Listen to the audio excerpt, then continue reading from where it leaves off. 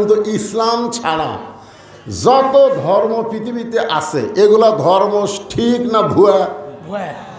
জোরে কোন, আরো জোরে। এ কথা কি বক্তার? এ কথা কার? আল্লাহ কোরআনে বলেন, ওয়ামান ইয়াবতাগি গায়রাল ইসলাম দীনান ফালাই ইউকবালা মিনহু।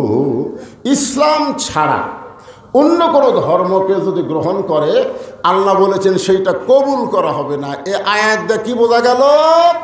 ইসলাম ছাড়া যত ধর্ম পৃথিবীতে আছে সমস্ত ধর্ম হলো ভুয়া ধর্ম। জোরে কোন, কি ধর্ম? বর্তমানে বাংলাদেশে ভুয়া ভুয়া একটা রব আছে না নাই?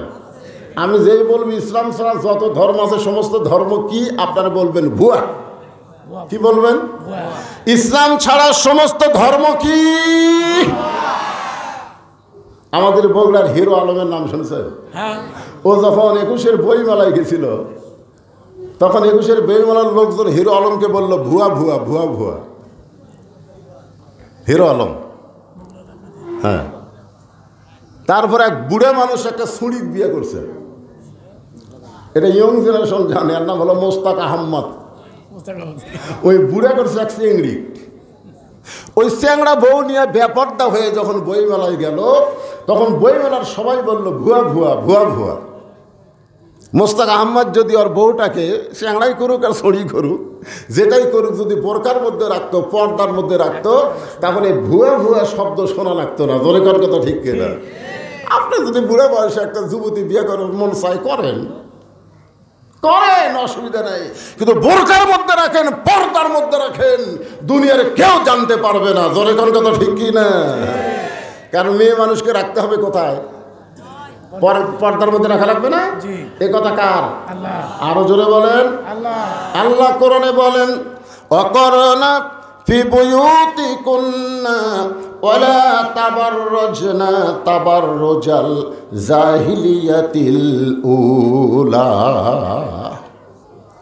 আর একজন নেতা আছে বাংলাদেশে, বিসমিল্লাহ ঠিক মতো কর পারে না, এমপি হয়ে গেছে। জোরে কোন কথা ঠিক কিনা? ওই যখন বইমেলায় গেছিল তখনও বলছে ভুয়া ভুয়া ভুয়া ভুয়া।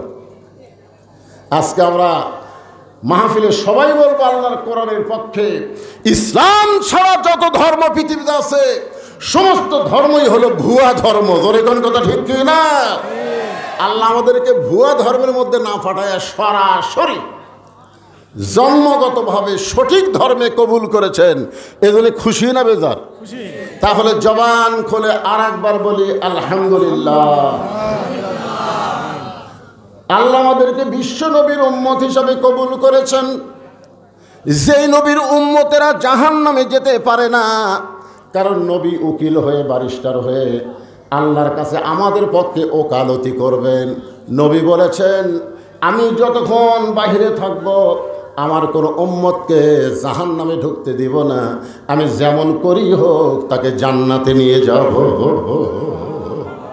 খুশি না বেজার? কপাল ভালো রে, ইসলামের মধ্যে জন্ম নিলাম আর বিশ্বনবীর উম্মত হলাম। অনেকরা ইসলামের মধ্যে আদম আলাইহিস সালাম থেকে শুরু করে ঈসা আলাইহিস সালাম পর্যন্ত সমস্ত নবীর ধর্মই হলো ইসলাম। জোরে কোন কথা ঠিক কিনা? কিন্তু ওই সকল নবীর উম্মতের ভাগ্য খুব একটা ভালো না। কি জন্যে ভালো না? কারণ প্রত্যেকটা নবী হাসরের ময়দানে বলবে আমার কি হবে, আমার কি হবে। নবীরা নিজেদেরকে নিয়ে ব্যস্ত থাকবে, আর আমাদের নবী আমার কি হবে এই কথা বলবে না, আমার উম্মতের কি হবে। খুশি না বেজার? এমন একজন নবীর উম্মত হওয়াতে আমাদের ভাগ্য এত ভালো, যার কারণে আমরা সকলে জবান খুলে বলবো আলহামদুলিল্লাহ।